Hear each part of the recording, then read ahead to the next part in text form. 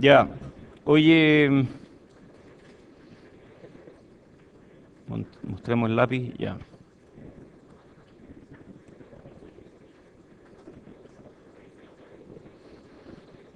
Silencio, ya terminamos con el método de nodos. Necesito más power hoy día. Por ahí sí o no. Ahí, ahí se siente más power. Ya. Terminamos con el método de nodos. Lo vimos la clase pasada. Y lo único que falta para que ustedes aprendan el método de nodos es que hagan 102 ejercicios. Y con eso van a quedar súper bien. ¿Quiénes ya han sacado algún libro de la biblioteca o de alguna otra fuente? Bien. ¿Quiénes no lo han hecho? Ya pues, háganlo, tienen que hacerlo. ¿Quiénes de los que han sacado libros ya han mirado ejercicios de método de nodos y han tratado de resolver? Ya. Yo espero ver una correlación ahí entre ustedes y la nota en la prueba. Hola. Hace una diferencia. Créanme que la hace. Ya. Oye, ¿les sirvió hacer el formulario, no? ¿Sí? ¿Está bien el formulario? ¿Alguien no entregó formulario? Pucha, bueno, ustedes están renunciando al derecho que tenían de usar un formulario en la I, pero bueno, en realidad lo que más les va a penar no es llegar sin formulario, sino no haber hecho un formulario para la I, porque cuando uno hace el formulario uno aprende. Bueno, habíamos terminado hablando de esto, de esta implementación computacional, parte de lo cual ustedes van a tener que saber bastante bien para las tareas, porque las tareas ustedes van a terminar implementando una especie de SPICE, que es como parte de un proyecto al final. Entonces van a ir paso a paso implementando ustedes mismos una especie de SPICE. Igual choro, ¿no? Saber cómo funciona SPICE. Ya, pasamos al método de mallas. El método de mallas, que en inglés se dice, ¿cómo se dice? Loop. Yo he visto dos nombres, mesh y loop. Es bueno saber la terminología en inglés porque a veces uno lee el libro en inglés y dice de qué están hablando. Entonces el método de mallas consiste en definir como incógnitas todas las corrientes de malla de un circuito, así como en el método de nodos las incógnitas son los voltajes. El método de mallas, adivinen, ¿qué es del método de nodos el método de mallas? El dual, muy bien. Entonces todo es al revés. El método de mallas es el dual del método de nodos. Entonces las corrientes de mallas son las incógnitas. Luego, si en el método de nodos aplicamos ley de corrientes de Kirchhoff, en el método de mallas aplicamos ley de voltajes en todas las mallas y generamos el sistema de ecuaciones buscado y se puede hacer de forma sistemática, escogiendo m corrientes de malla, darles que al menos una de ellas pase por cada rama del circuito. Luego asociando una corriente I sub I a cada malla, o sea, todas las ramas tienen una corriente.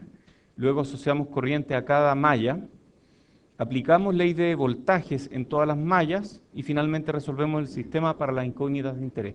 Oye, ¿y si en el método de nodos terminábamos con una matriz de conductancia, en este método terminaremos con una matriz de resistencia? Oye, ¿ya lo vieron o no? Es que es el dual, entonces es fácil de identificar.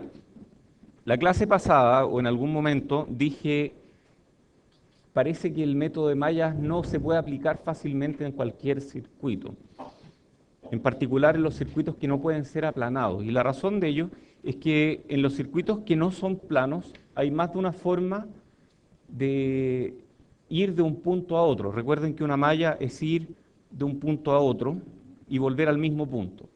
Y en un circuito que no es plano existe más de una forma de hacer ese recorrido.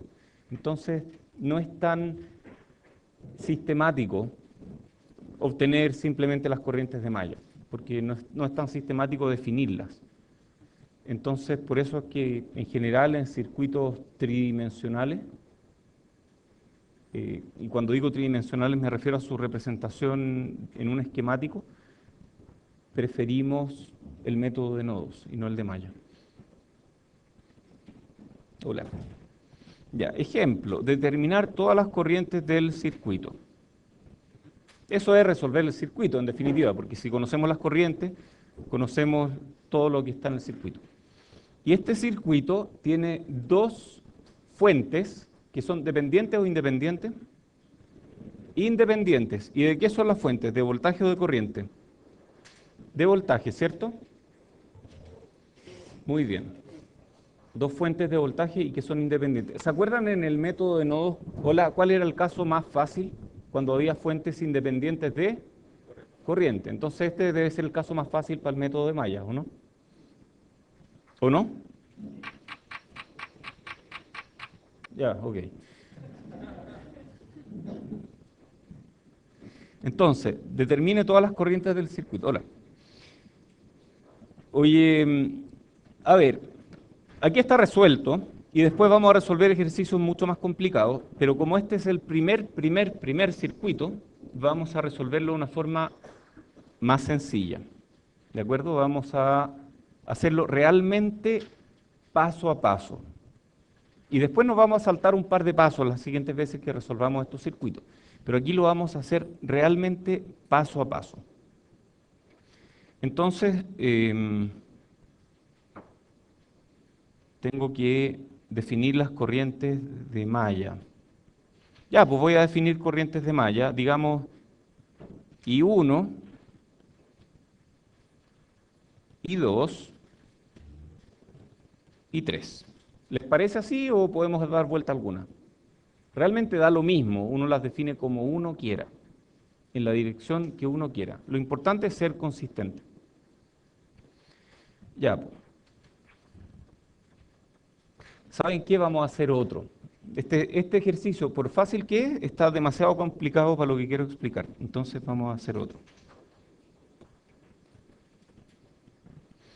Vamos a hacer este ejercicio.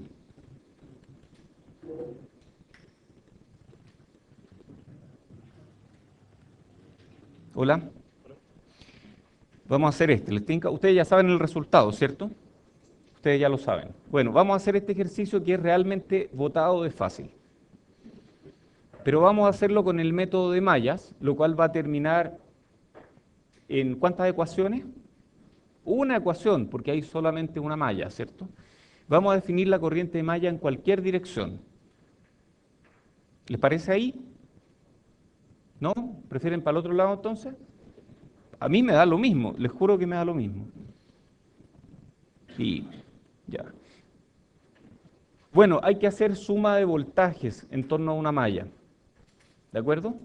Entonces vamos a sumar V1, a este le vamos a poner VR1 y a este le vamos a poner VR2. ¿Está bien? ¿Por qué no está bien?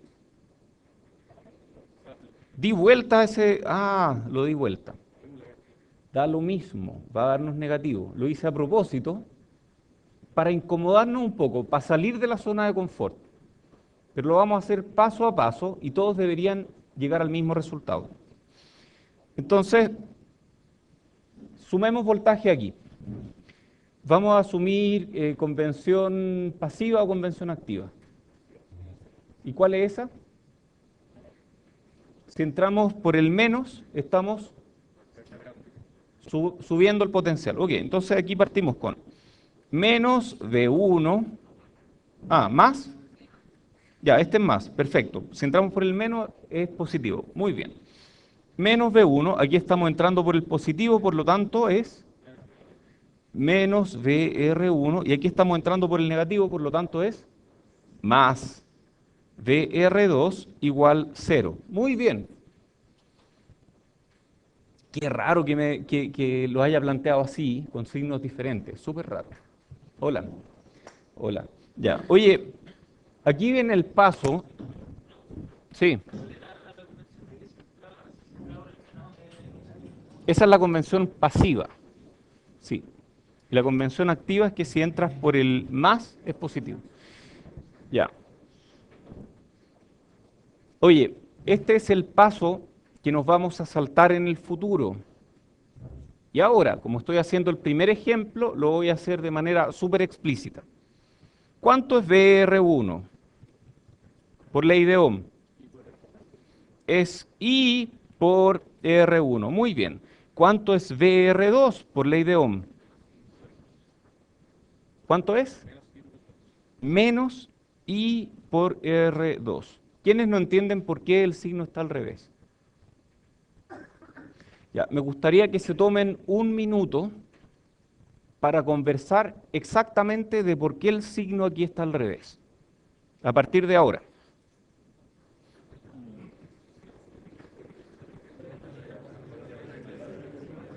Conversen. Es la oportunidad.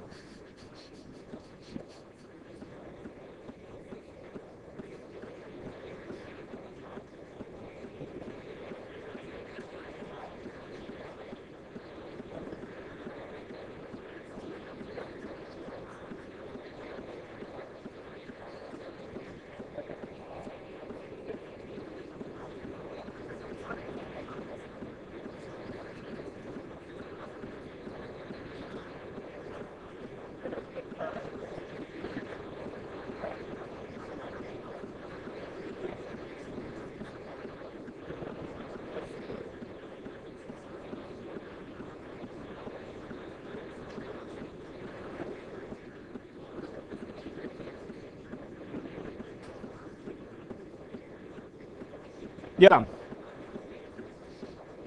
Suficiente. Perfecto. Oye, ya, sigamos entonces. ¿Cuál es la clave aquí? La clave es que yo defino los voltajes en la dirección que quiera. Lo importante es ser coherente con esa definición de voltaje al plantear la ecuación de malla. Y bueno, después la ley de Ohm aplicada sobre cada uno de esos voltajes va a decirme para dónde va el signo. Entonces, aquí apliqué ley de Ohm y dado que la corriente iba en la dirección correctamente definida según el voltaje, me dio todo positivo. En cambio aquí la corriente está entrando por el menos en una resistencia, entonces tiene que haber un signo cambiado. Y ese es el signo que se ve reflejado aquí. Luego reemplazo estos dos en la ecuación de arriba, más V1 menos VR1, que es, perdón, IR1, más VR2, que es menos IR2 igual 0. Y, ahí nos da V1 igual I por R1 más R2, de acuerdo a lo esperado. ¿De acuerdo? Entonces lo importante es ser consistente. ¿Hay pregunta? ¿Hay pregunta aquí? ¿No hay pregunta? Ya, sigamos.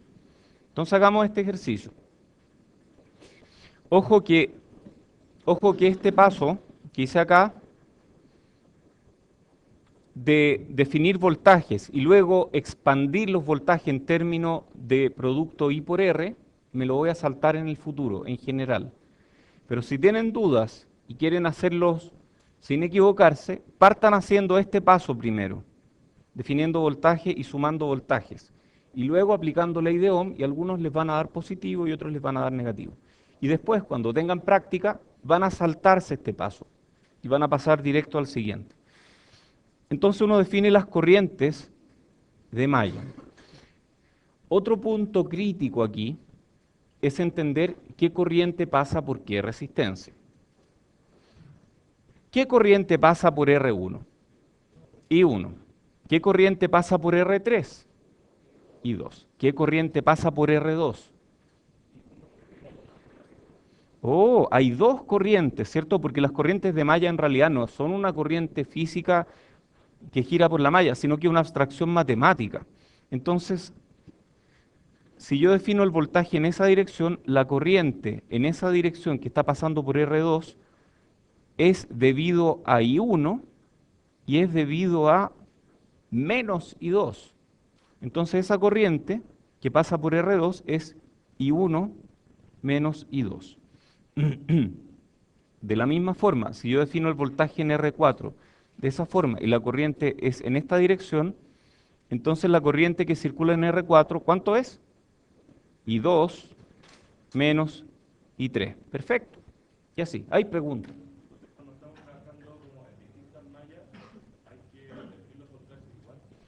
Si estás definiendo, si tú estás trabajando en distintas mallas, tú puedes definir el voltaje a este lado así y a este lado así.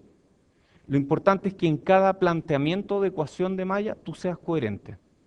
¿De acuerdo? De hecho, hagámoslo así. Hagámoslo así, deberíamos llegar exactamente al mismo resultado que está acá. Entonces voy a plantearme el voltaje. Vamos a hacer una lámina nueva.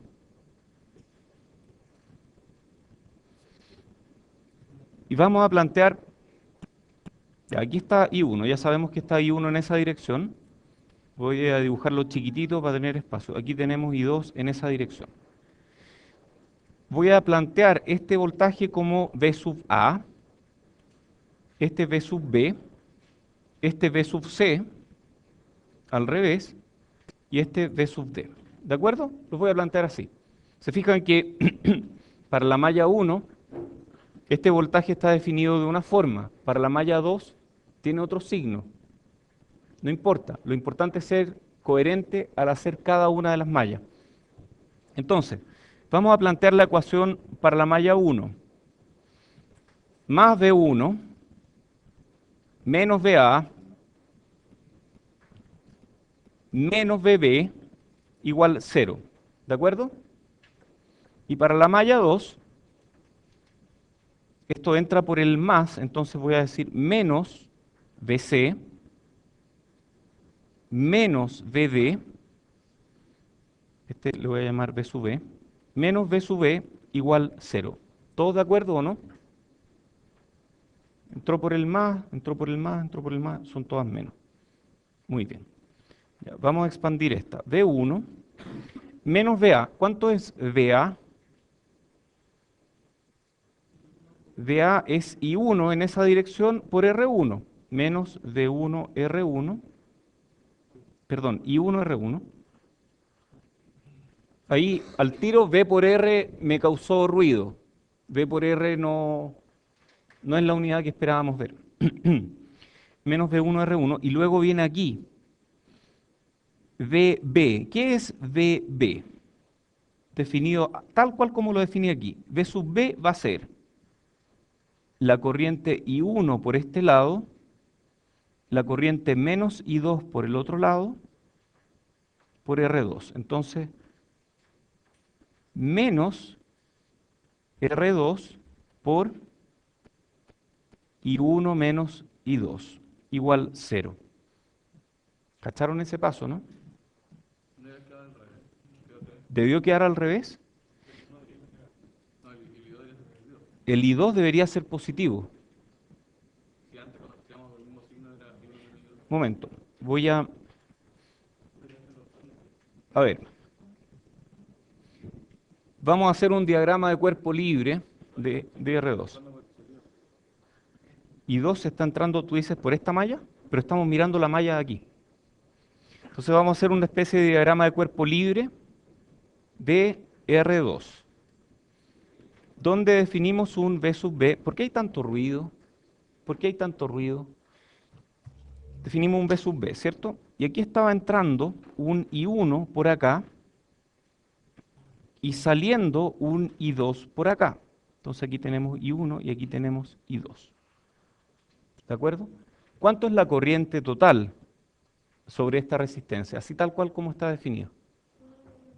La corriente total en esa dirección es I1 menos I2. Por lo tanto, V sub B va a ser, según este diagrama de cuerpo libre de la resistencia, R2, V sub B va a ser R2 por I1 menos I2. Y menos V sub B, que es lo que va aquí, es menos R2 por I1 menos I2. ¿De acuerdo? ¿Está bien? Sigamos con el que viene ahora. Teníamos menos VC, menos VD, menos VE igual 0. Menos VC. ¿Cuánto es VC? Ahora nos olvidamos de esta malla. Menos VC, donde VC es... ¿Cuál es la corriente en esa dirección que hay en esta resistencia? I2 menos I1.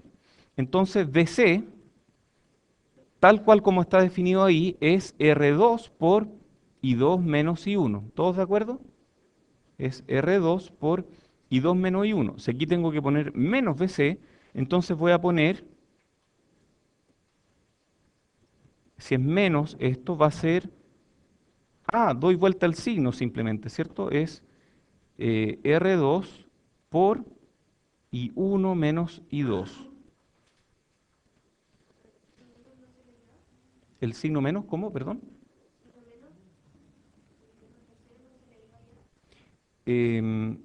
Aquí está acá, dices tú. Aquí esta misma. Claro, menos BC. Menos, y BC dijimos que es R2 por I2 menos I1. Y lo que hice fue meter ese signo menos dentro, entonces di vuelta al I1 menos I2. Luego, menos BD. Menos BD. ¿Cuánto es BD? ¿Cómo está definido aquí? Es R3 por I2. Entonces, menos BD es menos R3 por I2. ¿De acuerdo? Y luego tenemos menos VE. ¿Cuánto es VE según esto? VE, haciendo una especie de, este término lo inventé yo, así que por favor no lo usen mucho. Haciendo una especie de diagrama de cuerpo libre, un término que pedí prestado a nuestros amigos mecánicos, muchos de ustedes son mecánicos, un diagrama de cuerpo libre de esta resistencia, y vemos que VE es I2 menos I3, que es la corriente en esa dirección, por R4. Entonces, menos VE, que es lo que tengo que poner acá, es I3 menos I2 por R4. Y ahí tengo las dos primeras ecuaciones planteadas, y la tercera ecuación sale igual, es igual a la primera. Entonces, veamos, comprobemos si es que nos resultó o no. Tenemos, ¿va? ¿Y por qué tengo? Nunca la usé. Entonces tenemos V1 igual I1R1 más I1 menos I2 R2. V1 igual I1R1 más I1 menos I2 R2. ¿Está bien? Es igual, porque es haber puesto este signo igual y haber dado vuelta a todos los signos allá. Entonces la primera nos dio, con esta definición arbitraria de voltaje y de corrientes. Ojo, que para la malla 1 definí este voltaje a petición de uno de ustedes de una forma y para la malla 2 lo definí de otra forma. Sin embargo, si soy consistente, los resultados deberían ser los mismos. Porque al aplicar la ley de Ohm, voy a darlo vuelta nuevamente. Para la malla 2, 0 igual, aquí están todos al mismo lado. I2 menos I1 R2 más I2 R3 más I2 menos I3 R4. Entonces, me dio todo el signo cambiado aquí. Me dieron todos los signos cambiados. ¿Se fijaron o no? ¿Está bien o está mal? Creo que está perfecto. Porque si yo multiplico por menos 1 toda esta ecuación, voy a llegar a R2 por I2 menos I1 más R3 por I2 más R4 por I2 menos I3 igual 0. Y esa ecuación es exactamente esta que está acá. Entonces da lo mismo para qué lado me defina yo cada voltaje en cada malla. Lo importante es mantener esa definición a lo largo de todo el ejercicio y al aplicar ley de Ohm en cada elemento, ser consciente de esa definición. Me dio igual, perfecto, estas dos están iguales y esta sale fácil. Y de aquí uno plantea la ecuación matricial, que incluye en este caso una matriz de resistencias, un vector de incógnitas, que son las corrientes, y un vector de voltajes. Perfecto. ¿Alguna pregunta de esto? Oye, muy recomendado, incluso mejor todavía los que no hayan tomado un libro todavía. Hagan este mismo ejercicio, tal como está aquí, pero plantéense los voltajes en cada malla de manera lo más arbitraria posible. Y háganlo de nuevo dándolos vueltas, después hagan lo mismo dando vuelta a las corrientes y deberían llegar a la misma solución. Si dan vuelta las corrientes va a darles cambiada alguna ecuación. Pero fíjense cómo va a cambiar. Háganlo, porque es importante que lo hagan. Perfecto. Oye, ¿ven un patrón o no? En esta matriz de resistencia. Hay un patrón, claramente. En la malla 1, esta fila corresponde a la malla 1. La malla 1, R1 más R2, son todas las resistencias en serie en esta malla. ¿Y qué será menos R2? La que comparte con la malla I2. Entonces esta es I1, I2, I3. Entonces con signo menos aparecen las que comparte con la siguiente malla. Y con la malla I3, ¿la malla I1 tiene algo en común? Nada. Por lo tanto, cero. Y así uno plantea fácilmente, por inspección, esta matriz. Este vector es fácil, I1, I2, I3 la incógnita. Y este otro vector, fíjense que hay una con signo positivo, otra con cero y otra con signo negativo. La con cero significa que no hay fuentes de voltaje en esa malla. La con signo positivo significa que la corriente de malla, como yo la definí, entró por el menos de la única fuente de voltaje que había en esa malla. Y la con signo negativo indica que la corriente, tal como la definí, entró por el más de esa malla. Y listo. Oye, y más fácil no puede ser. O sea, el método de malla es lo mismo que el método de nodo. A veces nos enredamos. Es súper fácil, créanme. No me pregunten cómo lo aprendí. Es súper fácil enredarse con los signos. En el método de mallas y en el método de nodos, lo crítico es cachar los signos. Porque uno, sí, yo sé este voltaje, esta corriente, para allá, para acá. Pero si uno no es consistente con los signos, se van a equivocar. Créanme. Yo llevo como 20 años desde que aprendí este método y si no soy cuidadoso, todavía me equivoco en los signos. Es así de crítico. Así que apréndanse. Es la única forma de aprenderlo haciendo ejercicio. Así que hagan harto ejercicio. Notar que la matriz A corresponde a una matriz de resistencia, es simétrica, es fácil de determinar por inspección. Muy bien. Sí. Uy, qué buena pregunta. ¿Te ganaste una décima o no? No. ¿Sí? ¿No? ¿Sí? ¿Sí? Que fue una buena pregunta, ya está bien. Está bien, avísame. Em, si hago una malla más grande, si hago una malla así, por ejemplo, o hago una malla así, van a cambiar las ecuaciones necesariamente. Pero oye, momento, ¿la ley de mallas se aplica aquí también? ¿A mallas más grandes? Sí, debería aplicarse, ¿cierto? O sea, debería aplicarse. Entonces yo puedo plantear las ecuaciones de malla para mallas más grandes. Yo puedo, ¿cierto? A ver, me van a dar ecuaciones linealmente independientes. Por lo tanto, sí, yo podría aplicarlo a mallas más grandes. La aplicación del método de mallas, así súper formal, súper estructurado, es para las mallas más pequeñas que tú puedas hacer, que no tienen mallas dentro, o sea, para las mallas fundamentales del circuito. Pero tú en realidad puedes hacerlo para cualquier set de mallas que sean linealmente independientes, que te produzcan ecuaciones linealmente independientes. O sea, yo podría haberlo hecho para esta malla, para esta malla y para esta malla. Y probablemente me habría resultado igual de bien el ejercicio. Pero si lo hago así, fíjense que la corriente aquí va a ser la suma de las corrientes de la malla de afuera, de esta malla de acá y de esta malla de acá. Entonces hay que ser consistente. Pero si uno es consistente, pueden aplicar cualquier set de mallas. De la misma forma que hay un supernodo. Tal vez a ti se te ocurrió la idea porque hay un supernodo en el método de nodos, ¿o no? No, tú puedes usar cualquiera. Formalmente el método de mallas considera solamente las mallas fundamentales, las más chicas, que a veces no están bien definidas cuando uno tiene circuitos 3D. Ya, sigamos. Método de mallas. Determinar todas las corrientes del circuito. Y aquí yo tengo tres mallas. Tengo una fuente de voltaje independiente y tengo una fuente de corriente independiente. Oh, ¿se acuerdan lo que pasaba en el método de nodos cuando había una fuente de voltaje? ¿Qué pasaba?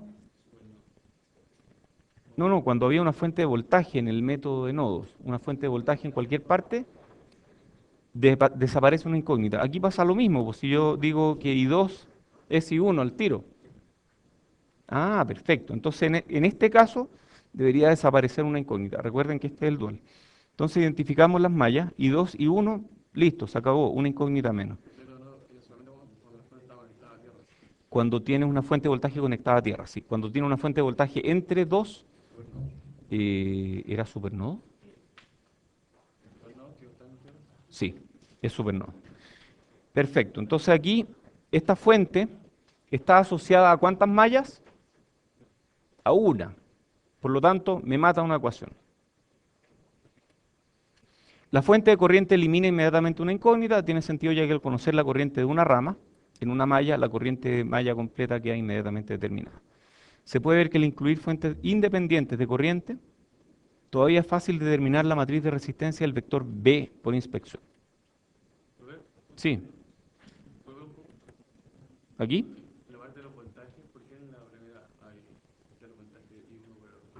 Oh, esto que está acá. I1 por R2. Eh, esto es I1, este es un voltaje. Ah, ya. Es que este I1 es este I1. No es la incógnita I1, la incógnita es con minúscula. ¿De acuerdo? Esa es la razón. Ah, porque, bueno, se requiere un poco de práctica para determinar esto, pero I1 es esa corriente, y esa corriente produce un voltaje aquí, al pasar por esta resistencia. Yo no soy, yo no tengo la habilidad, porque no la he desarrollado, de interpretar por inspección este tipo de matrices, pero no es tan difícil. O sea, no lo he hecho porque yo me doy la data de plantear las ecuaciones, pero es bueno que sepan que existe la posibilidad de verlo por inspección. Yo no sé hacerlo, pero a ver, tratemos de ver. Si es que estoy pasando en esta dirección, dijimos que este voltaje aparecía con signo positivo. Y además hay un voltaje aquí que es fijo, o sea, esta ecuación de malla va a producir una caída de tensión aquí, pero esta caída va a ser sumada a la caída de tensión debida a esta corriente, y esa corriente, dado que es conocida, pasa allá. Y me parece razonable, o sea, no es difícil. Y por el mismo argumento, cae ahí también. ¿Hay preguntas? Hay que ser consistente con los signos. No, veamos, en este caso el signo, si es que I2 viene en esa dirección, va a producir una caída de tensión así, y la corriente I1 va a entrar por el menos, igual que aquí, por lo tanto va a llevar el mismo signo que V1. Está bien.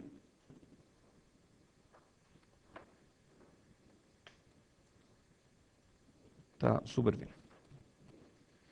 Ya. Otro, determinar todas las corrientes del circuito. Y este es parecido a los demás, con una pequeña diferencia.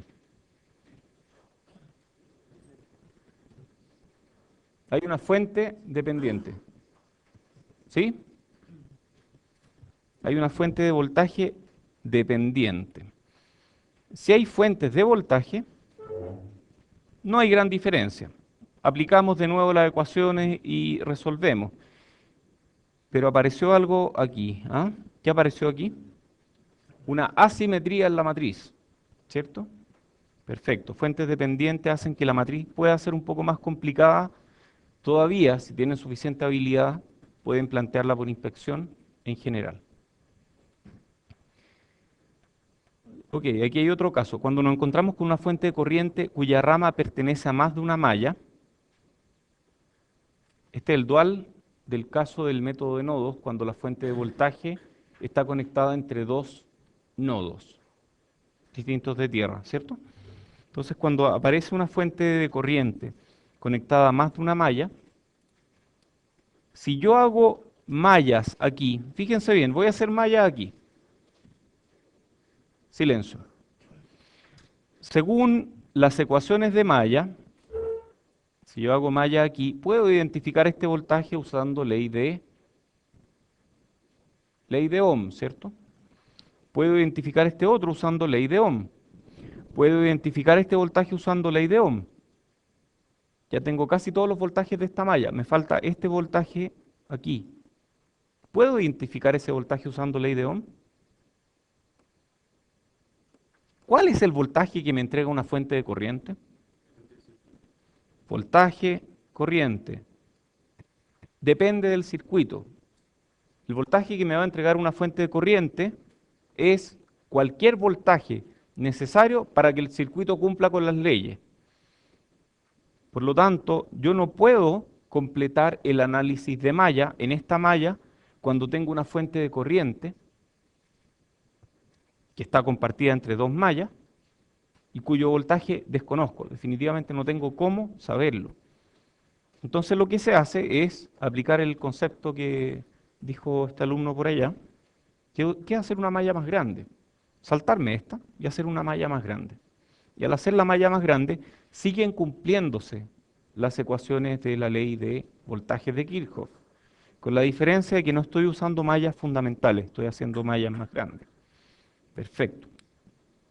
Veamos la aplicación aquí. Menos V1, más V2, más V3, igual este voltaje no lo puedo saber, ¿cierto? Lo mismo acá. Este otro tampoco lo puedo saber. Pero si junto las dos ecuaciones, puedo crear una ecuación linealmente independiente a lo largo de toda esta malla, ¿cierto? Menos V1, más V2, más V3, más V4 o igual V4, menos V5, menos V6, o sea, planteé esta ecuación, igual 0, saltándome olímpicamente esta rama, cuyo voltaje desconozco. Entonces esa rama lo único que va a hacer es darme una restricción extra en alguna malla después. ¿De acuerdo? ¿Preguntas? Ya, veamos cómo se aplica. Ejemplo, determinar todas las corrientes de este circuito. Y aquí vemos que hay una fuente de voltaje. Las fuentes de voltaje en general son súper fáciles en el método de malla, porque es sumar el voltaje directamente, no hay que aplicar nada. Hay una fuente de corriente que está en una malla individual, lo cual me define al tiro que I3 o el valor que yo le dé vale I2.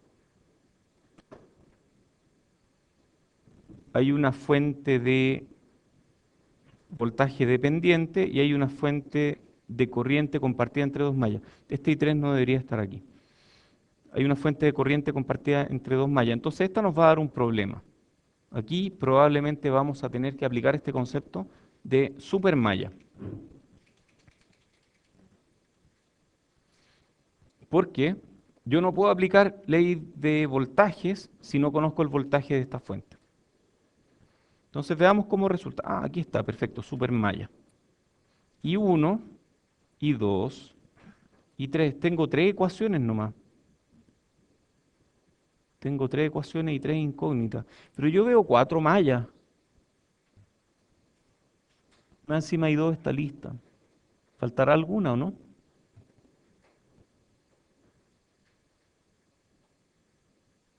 ¿Faltará alguna?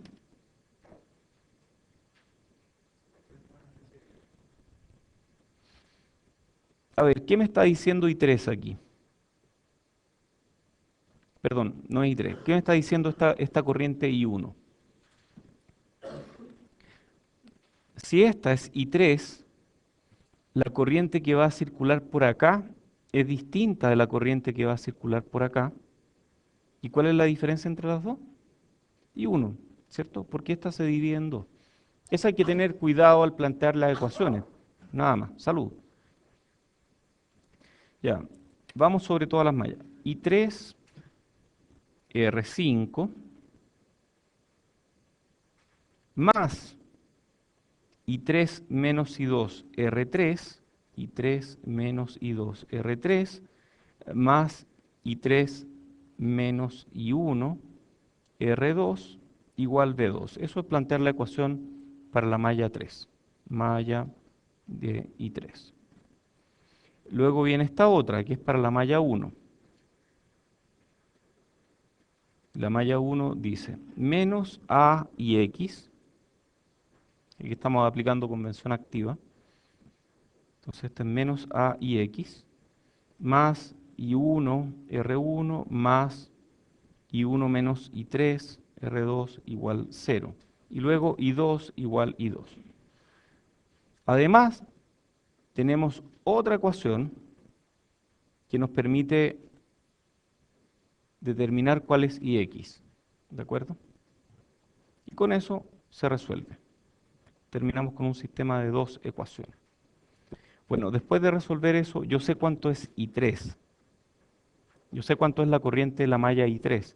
Pero esa corriente de la malla I3 pasa por aquí y se divide en dos. Hay una parte que se va por aquí, una parte que se va por aquí, que es I2, y yo puedo calcular la corriente en esta rama debido a I3 y debido a estas otras que se van a las que se dividen, ¿de acuerdo? I3, exacto, I3 es solamente, aunque yo la definí para toda esta malla, I3 corresponde a la corriente de la rama de arriba. Eso es I3.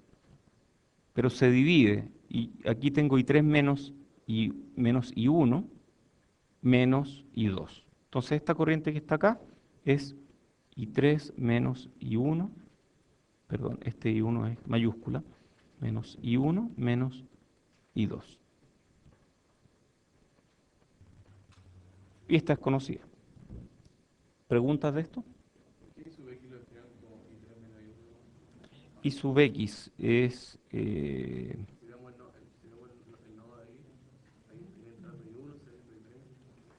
es que I3 es la misma que va acá también. O sea, en esta rama, si es que hablamos de rama, porque en realidad es un puro nodo, por aquí va I3 también. Necesariamente, ¿no? No, no necesariamente. Denme un segundo. A ver, eso es buena pregunta.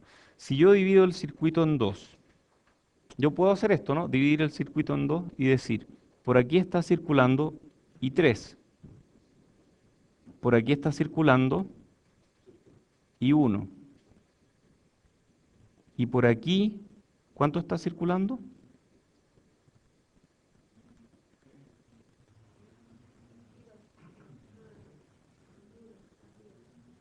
A ver, si yo divido el circuito en dos, ambas partes del circuito deberían, a ver, no hay una, digamos que esta es una mitad y esta otra mitad izquierda, mitad derecha. La mitad izquierda no debería estar entregándole portadores de carga a la mitad derecha, sin que la mitad derecha le entregue de vuelta a esos portadores de carga. O sea, si es que yo tengo un circuito así, que yo puedo dividir en dos partes, no podría tener un flujo de corriente constante desde un lado al otro, porque los electrones se empezarían a acumular aquí hasta que explote. No, no, no hasta que explote, no, no lo tomen literal. No, no podría ocurrir. Entonces yo necesariamente aquí tengo que tener que las corrientes que están yendo de izquierda a derecha tienen que sumar lo mismo que las corrientes que van de derecha a izquierda. Entonces aquí tengo I3 de izquierda a derecha, I3 menos I1 menos esa corriente desconocida igual 0. Por lo tanto, la corriente desconocida es I3 menos I1. Entonces, en esa dirección, la corriente es I3 menos I1.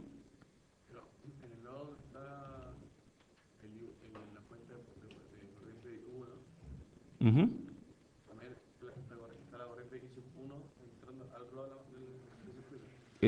A ver, ¿dónde eso? Aquí, esta I sub X, dices tú. En este. Este I sub 1, sí, este I sub 1 está entrando ahí. Más este I1 más IX. Sí.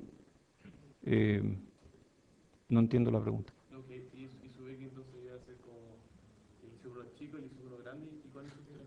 No, tú dices que esta puede estar equivocada. I sub 3 menos I sub 1. ¿Sí?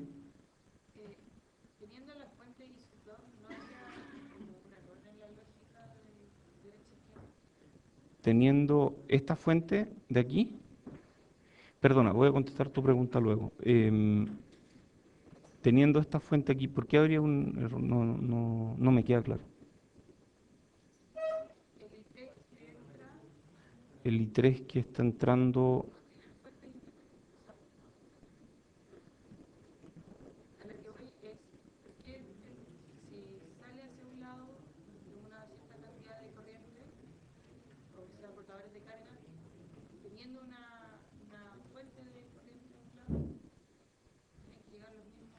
Ah, tú dices al haber dividido en dos el circuito. Yo eso lo puedo hacer en cualquier parte, o sea, puedo hacerlo aquí, por ejemplo. Y si tengo I1 en esa dirección, tengo que tener I1 en esa dirección. ¿De acuerdo? Si lo divido aquí, todas las corrientes que están pasando a través de este corte tienen que sumar cero. Si hay un I2 aquí, probablemente los efectos de I2 hacen que finalmente estas corrientes sumen cero. ¿De acuerdo? Em, Oye, ¿cacharon eso que dije de que al partir un circuito todas las corrientes tienen que sumar cero en ese corte, ¿no? Porque no se están acumulando en ninguna parte. Ya. Volvamos a tu pregunta. ¿Por qué Ix es I3 menos I1? Porque aquí estoy definiendo Ix. Ix es I3 menos... Sí, de acuerdo. A ver, cuando corté el circuito, nos dio que esta corriente de aquí no es I3 menos I1, pero es que, a ver, aquí, si yo mido esta corriente aquí, en este punto, es I3 menos I1 grande. O sea, yo al cortar este circuito, esa corriente es I3 menos I1 grande. Déjame pensar por qué. Una malla, ¿ya? Sí, sí. Y sub 3 en esa dirección. De acuerdo. O sea, en este nodo hay cuatro corrientes, sí. Déjame pensar por qué aquí estamos, por qué aquí tenemos I3 menos I1, según esta idea de partir el circuito en dos, y tenemos algo distinto para definir. A ver, si es que yo no hubiera hecho esto, la verdad es que no tendría... A ver, aquí hay I3, y según esta definición de I3, como la corriente de esta malla, esta corriente es I3 menos I1. Ahora, ¿por qué esa I3 no es la misma que esta I3 que va aquí? Esa es otra pregunta. Y la respuesta a ello